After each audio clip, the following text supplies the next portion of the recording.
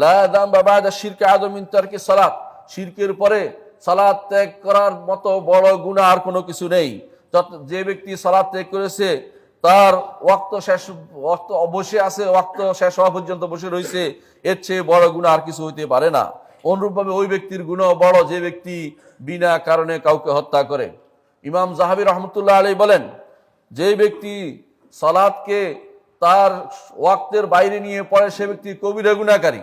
কিন্তু যে ব্যক্তি এটা অনবরত করে যাচ্ছে, শুধু কবিরা গুনাহ বললে হবে না, তার ঈমান নাই সেটাই বলতে হবে, অর্থাৎ এই ব্যক্তি ঈমানের বাইরে চলে যাবে।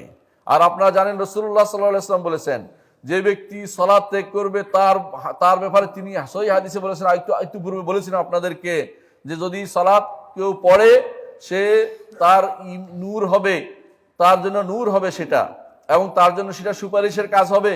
কিন্তু যে ব্যক্তি সালাত মুহাফাজা করবে না, সালাত পড়বে না, তার হাসর হবে হামান, ফেরাউন, কারুন এবং উবাই ইবনে খালাফের সাথে। কারণ এদের সাথে হাসর কেন? ফালমারউ মা'a মান আহাব্বা, একজন মানুষ যাকে ভালোবাসে তার সাথে তার হাসর হয়। সে যদি ঈমান গ্রহণ করেনি, ঈমানের বাইরে চলেছে, সে ব্যক্তি আর ঈমানদার থাকতে পারে না। এখন বলতে পারেন যে ঈমানদার এই সমস্ত যারা সালাত ত্যাগকারী তাদের কিরকম, সব কি একরকম? সব একরকম না। আমি সেটা বলতে যাচ্ছি। প্রথমত এক প্রকার আছে যারা সালাত ত্যাগ করছে সালাত ফরজ নয় বলে, সালাত ফরজ নয় মনে করেছে। আরেক গোষ্ঠী আছে যারা মনে করেছে সালাত ত্যাগ করাটা জায়েজ। আরেক গোষ্ঠী আছে যারা সালাত করতে ইচ্ছাকৃত গুরুত্বহীনতা মনে করে। এই তিন গোষ্ঠী বিল ইজমা কাফের। এই তিন গোষ্ঠী মুসলিমদের ঐক্যমতে কাফের, ইমামদের ঐক্যমতে কাফের। আপনার সন্তানদেরকে বা যারা সালাত আদায় করেন তাদের এই অবস্থার মধ্যে 3 নম্বরটা প্রচুর পাওয়া যায়। অনেকেই মুখে অস্বীকার করে না, অনেকেই সায়েদে হালাল মনে করে না, কিন্তু অনেকেই গুরুত্বহীন মনে করে যে সালাতের গুরুত্ব নাই। অনেকে মনে করে এটা পড়ে আর কি হবে, এইটার কোনো চিন্তা নাই, এরা মুসলিম নয়, এরা ইমানদার নয়, বিল ইজমাই মাসালা। প্রশ্ন হচ্ছে দ্বিতীয় আরেক প্রকার আছে, কেউ হয়তো অলসতা বশত পড়তে পারছে না, তার অন্তরের ভিতরে ঈমান ঠিক আছে, সালাত পড়বে, কিন্তু অলসতা করেনি, অলসতা করে পড়েনি, অলসতা করে পড়ছে না, ও পড়তে যাচ্ছে না। আরেক গোষ্ঠী আছে তার কোনো ওজন নাই, তারপরেও বসে আছে, মনে করছে পড়বে, যাচ্ছে যাচ্ছে দেরি করতেছে, এরকম শেষ পর্যন্ত সালাতের ওয়াক্ত শেষ হয়ে গেছে। এরকম ব্যক্তিদের ব্যাপারে আলেমদের মধ্যে মতভেদ আছে। মতভেদ থাকলেও বিশ্বস্ত মত হচ্ছে, বিশুদ্ধ মত হচ্ছে যে তাদেরকে ছেড়ে দেয়া হবে না। প্রথম কথা হচ্ছে ইমাম আবু হানিফা রাহমাতুল্লাহ আলাইহি বলেছেন তাদেরকে কয়েদ করা হবে, কয়েদ যতক্ষণ না সালাত আদায় করে ততক্ষণ পর্যন্ত বন্দী করে রাখা হবে। তিনি বলেন নাই যে মাফ করে দিয়েছে, তা নয়। তার কথা হচ্ছে ইউহবাস, ইউআজ্জার, তাহজির করা হবে, ধমকি দেওয়া হবে, সালাত করতে বাধ্য করা হবে, এইটা তিনি বলেছেন। কিন্তু তিনি বলেন নাই যে তারে ইমানদার বলেন নাই তিনিও, অর্থাৎ তাকে সালাত আদায়ে বাধ্য করা হবে। এর বাকি অন্যান্য 3 ইমাম বলেছেন তাকে হত্যা করা হবে, কারণ তাকে হত্যা করা হবে।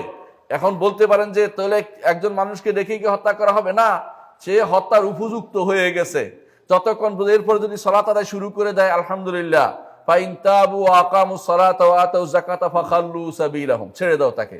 কিন্তু এভাবে চলতে সে অলসতা করতেই যাচ্ছে, করেই যাচ্ছে বছরের বছর ধরে, আপনি বলবেন যে তার ঈমান ঠিক আছে, এটা কোনো ব্যক্তি বলে নাই। ইমাম ইবনে কাইয়িম রাহমাতুল্লাহ আলাইহি বলেন যে একজন মানুষকে যখন সালাত ছেড়ে দিছে, তাকে জেলে পুরাইছে, তাকে বলা হচ্ছে সালাত পড়ে না, এরপর আপনি বলবেন যে তার সালাতের প্রতি বিশ্বাস আছে?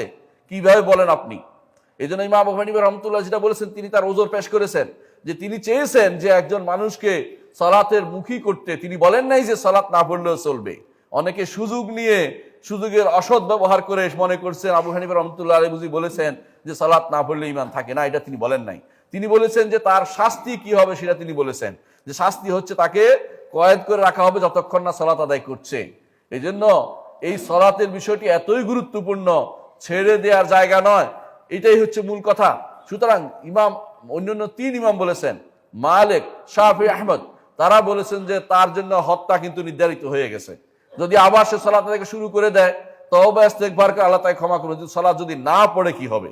সালাত না পড়লে ইমাম মালিক এবং শাফি বলেন যে সালাত না পড়লে তাকে তাজিরান হত্যা করা হবে, তাজিরান হত্যা করা হবে। কারণ সে সমাজের মধ্যে সমস্যা তৈরি করছে, তার দেখা দেখি হাজারো যুবক আর সালাত আদায় করবে না, হাজারো মানুষ সালাত থেকে দূরে থাকবে, অথচ এটা ইমানের মূল জিনিস। আর ইমাম আহমদ ইবনে হাম্বল বলেন যে তাকে হদ্দান, হত্যা করা হবে, কারণ সে মুরতাদ হয়ে গেছে। এটাই হচ্ছে শক্তিশালী মত। কারণ ইতিপূর্বে আমরা যে হাদিস দুটি এবং অনেকগুলো দলীয় আসার পড়েছি, তাতে আমরা দেখেছি যে রাসূলুল্লাহ সাল্লাল্লাহু আলাইহি ওয়াসাল্লামের বাণী হচ্ছে সালাত ত্যাগকারী এবং সালাত ত্যাগকারীর মধ্যে আর কাফের মধ্যে কোনো বড় ধরনের পার্থক্য নেই, তিনি সেটা বলে দিয়েছেন। সুতরাং যেই ব্যক্তি সালাত ত্যাগ করবে ইচ্ছাকৃত, এবং যেই ব্যক্তি সালাত ত্যাগ করবে অলসতাবশত, বলার পরেও তারপরেও পড়বে না, কয়াত করার পরেও পড়বে না, এবং তাকে নসিহত করার পরেও সে অগ্রণী হবে না, বোঝা গেল তার অন্তরে ঈমান নেই। এখন তাকে হত্যা ছাড়া কোনো পথ নেই। তবে ব্যক্তি হত্যা করবে না, রাষ্ট্রীয় দায়িত্ব হচ্ছে এই জিনিসটা, মানুষের হাতের জিনিস নয়। কারণ হদ বা শাস্তি কখনো ব্যক্তি দিতে পারে না।